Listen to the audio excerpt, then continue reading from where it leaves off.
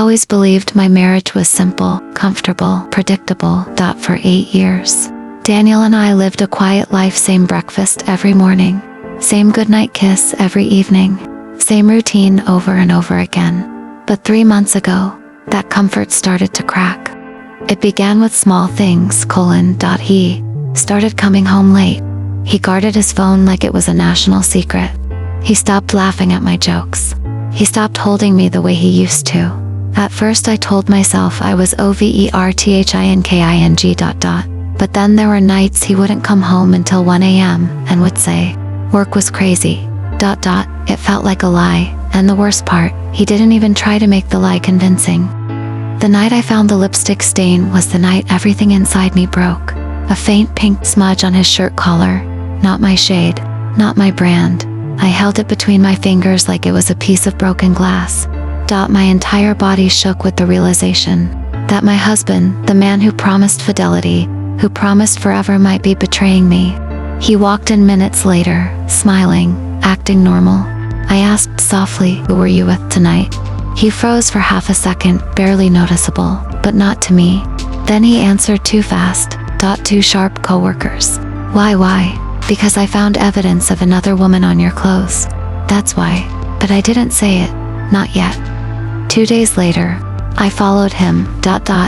I know how that sounds, like a crazy jealous wife, but desperation makes you capable of things you never thought you'd do. He left the house around 7 p.m., saying he had a late meeting. I tailed him through downtown. He wasn't going to his office. He wasn't even going in that direction. He parked near a restaurant. My heart pounded so hard, I could barely breathe. And then I saw her. A woman stepped out of another car, young, confident, beautiful. She walked straight to him, hugged him, and they went inside together. My heart shattered. When he came home later, smelling of cologne and guilt, I couldn't hold it in anymore. "Who is she?" I asked. His face drained of color. "What are you talking about?" I told him everything. How I followed him. How I saw them together. He didn't deny it. He didn't even try. Instead, he covered his face with his hands. And then, he started crying.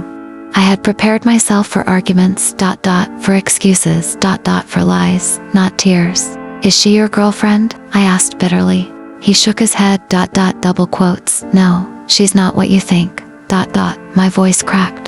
"Then what is she, Daniel? Tell me." And the truth he told me next was something I could never have imagined. He swallowed hard before speaking. "She's my therapist. I blinked. "What? He wiped his face with shaking hands. "I didn't want to tell you. I've been struggling for more than a year. Anxiety, depression, panic attacks at work. My chest tightened. "Why didn't you tell me?" His voice cracked. "Because I didn't want you to think I was weak or broken." The lipstick on his shirt. A smudge from a therapy exercise where he had to wear props for role-playing social situations, the late nights, panic attacks he hid by sitting alone in the car for hours, the restaurant meeting, a session outside the clinic because he couldn't handle being in a closed room. I stood there, feeling like the worst wife on earth. I broke down. All my anger collapsed under the weight of guilt.